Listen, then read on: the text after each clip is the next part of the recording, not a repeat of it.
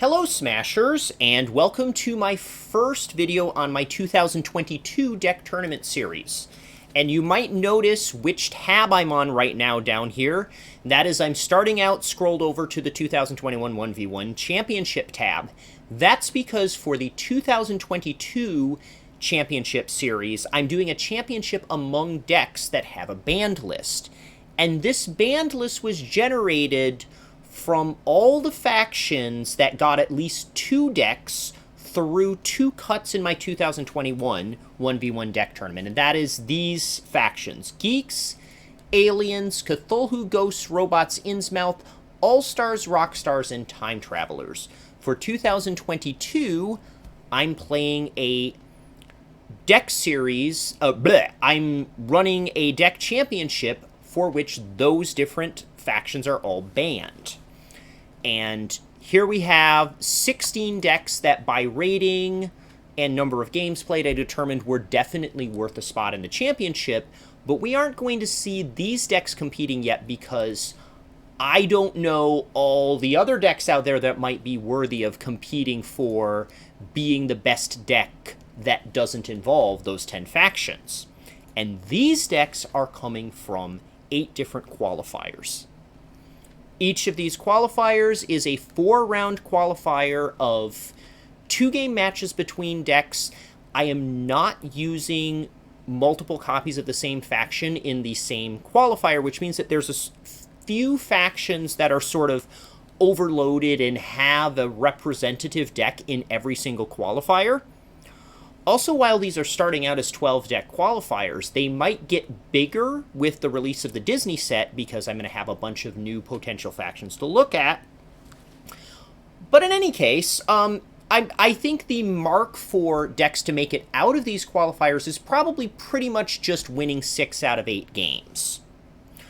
So without too much more talking about the structure of the tournament, I'm now going to get into what happened in Qualifier 1. I started Qualifier 1 with 12 different decks, and I had a few opinions about the ones that might be candidates for winning this qualifier. Fairy Avengers started my Marvel elimination bracket, seeded 6th over here, and this was, as you can see, it's a giant bracket. They came in seeded 6th. I remembered them not doing very well, but it turned out I was a little bit wrong about that. They won 3 out of 4 games, but were then eliminated by what I called the Marvel tiebreak, which is that when I had decks that made 1-to-1 draws with their opponents, I would often determine which deck advanced by which Marvel faction was less represented in the next round, because I didn't want to have to play mirror matches between 2 decks that included the same faction. So Fairy Avengers kind of got knocked out of the Marvel qualifier for my 2021 championship by that rule. I was pretty confident that Fairy Avengers would not have done all that well in the overall championship against some of the nightmare decks that they could face. Things like Robot Geeks, Ghost Robots, Exploring Avengers, and a few other decks that are in Class A were also in that tournament, but it was a pretty nightmare field for decks to go through. So Fairy Avengers were on my radar, but I wasn't sure how good they were. I was also very interested in the Mad Scientist Werewolves. Before they gained their Titan, I ran Mad Scientist Werewolves without the Titan through another 4-round tournament where they won their first 4 consecutive games and then lost their next 4. And some of this is because they're destruction happy with a lot of specials, passive specials on the werewolf side that make it a little harder to just barely outbid them if they have a bunch of power in play at the end of turn. And that combination tends to mean if the opposing deck doesn't have enough burst capacity, they just win. If the opposing deck does have enough burst capacity, the werewolf strengths pre-Titan would end up largely irrelevant. That's become a little less the case now that they have a Titan because werewolves have burst that they didn't have before. So I knew that because they had been able to win 4 games in a row at the start of their career without a Titan, they would be very interesting with it. Over here we have MOE Dragons. Masters of Evil Dragons, and the important thing about that is if I go back to the Marvel Elimination Bracket, find them here, they were seeded 9th. They made it through 3 rounds and then got knocked out by the Exploring Avengers, who are the top seed going into Class A, because Explorers and Avengers are 2 of the best factions that did not manage to put 2 decks in the final, however many it was, 20 or so decks in my overall 1v1 championship last year. So they made it a long way, and I knew they were a pretty good Dragons deck. They're partially good because they pair 2 factions that both do VP manipulation together, and that combination in a 1v1 game means that if the opposing deck can't hit fast enough or trade a lot of cards for VP cards somehow, the MOE Dragons are just going to win if they win even 1 base out of 5. Typically, I think of 1v1 games as usually being about 5 bases long, and you need to win 3 of them. So you'll hear me using the concept a lot of this deck has enough manipulation that it can win 2 out of 5 and still win the game. Other decks I was very interested in here were the Warrior Princesses and Inca Knights, who made a draw in the first round. That is, the deck that played first won each game. And they both played a lot of power and just did a lot of things per turn and looked very good. I suspect both of these are very good 3-player decks. 8 Musketeers, of course, finished 2nd in the 2020 March Smashness tournament over at Crank It Up. And so I thought they had a good shot. They are one of the best ape decks you can make because apes tend to be very heavy on setting up and play. Musketeers provide the burst to kick through a base break or 2 in situations where the ape plan wasn't going to work. Goblin Pirates, I was maybe less bullish on than most people are. I am not terribly bullish on Goblins in 1v1 overall. Kaiju Cowboys interested me because I know, like, Kaijus like to have extra actions, and Cowboys can initiate duels to do extra actions. And finally, Sumo Orcs. Orcs really want to be able to get Raging Barbarians to work, which requires them to win a base by a margin of 3 or more, and it gives a VP as a special after the base scores. That's huge. Positive VP, 2 positive VP in your deck is a big deal. Orcs are also sort of bruisery with large minions, and Sumo help work with that playstyle. So, on to what happened in the qualifier. You've heard the list of decks that I thought would do well. Let's see how this comes out.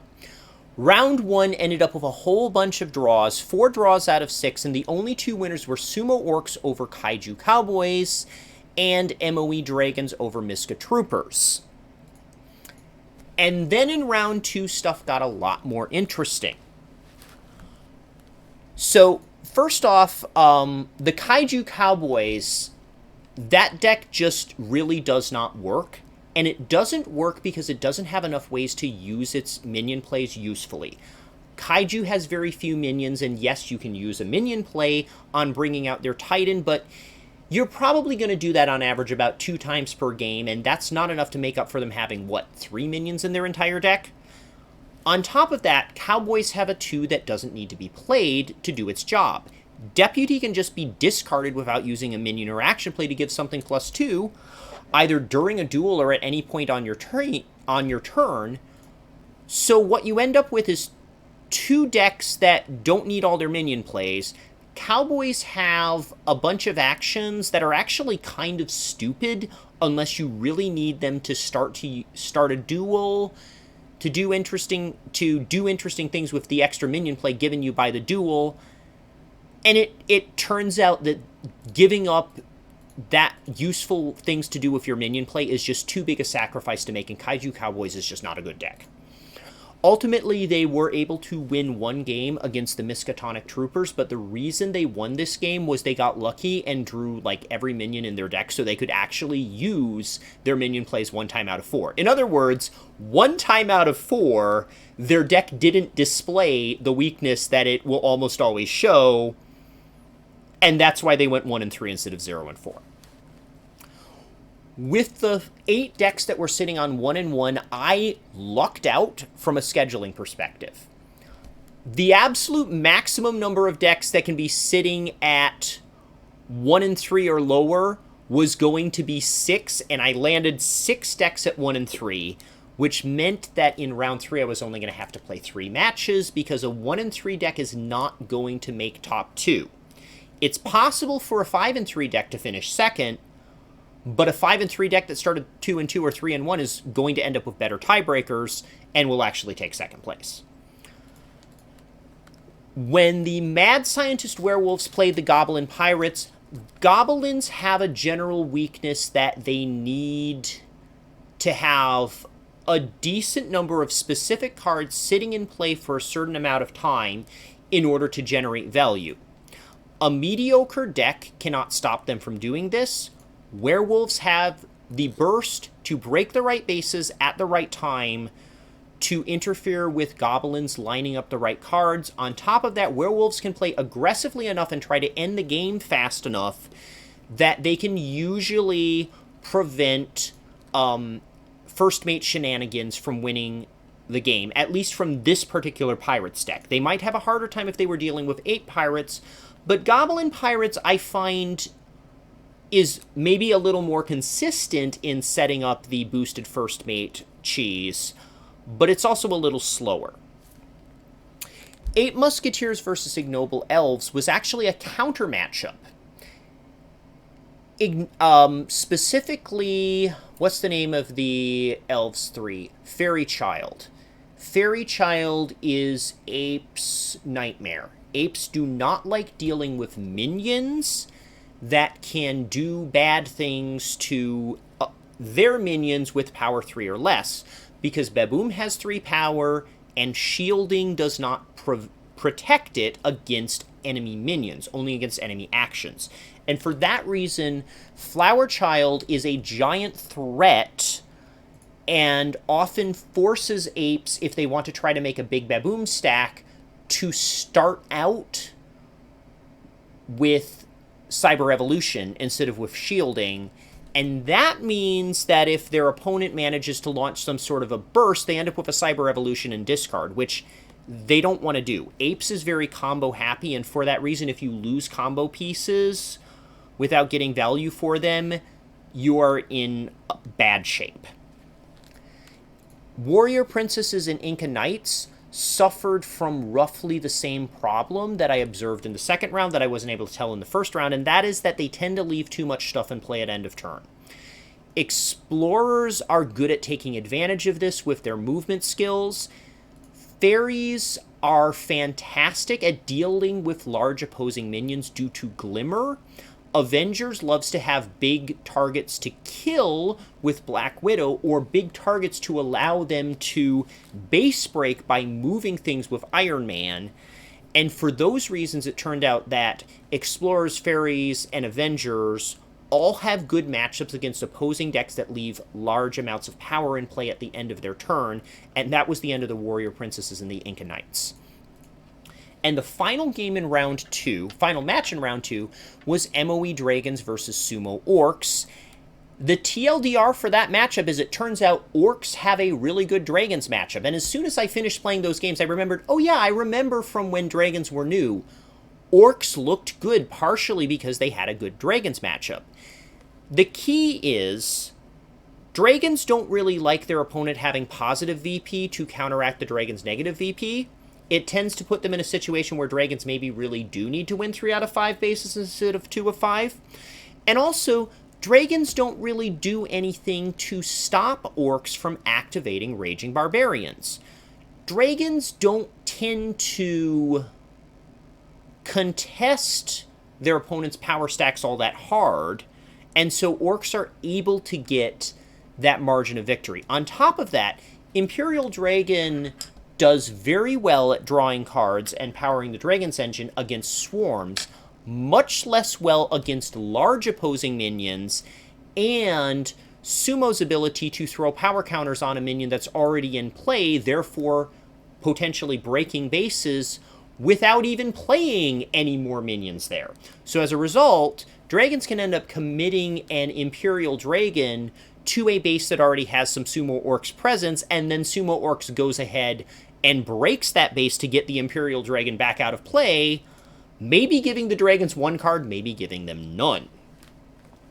This theme is likely to lead to Sumo and Orcs maybe having a better overall qualifier season with the other 7 qualifiers, because Dragons are going to be a very big deal in this tournament series. On to round 3. We have a pair of draws that I'm not going to talk that much about, but Sumo Orcs was in the lead, the only undefeated deck, 4-0. And if you recall what I said last round, Glimmer is really, really good at dealing with large opposing minions. Glimmer is so good at dealing with large opposing minions that Sumo Orcs, well, Glimmer plus the 2 big Avengers in Black Widow and Iron Man also getting better against large opposing minions. That combination was too much, and Sumo Orcs honestly did not have any real path to victory in either of these games. These scores of 15-16, 15-18 look close, but both their Raging Barbarians got played in both games, and they still lost. And with the final round, we go into the final round, there were 5 decks that had a chance to make it out of the qualifier series and into the 3 brackets. First game I played was Ignoble Elves against MOE Dragons. Recall how I said that apes don't like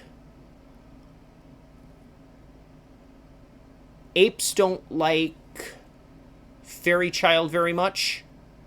Neither do dragons, because Imperial Dragon is the perfect size to steal.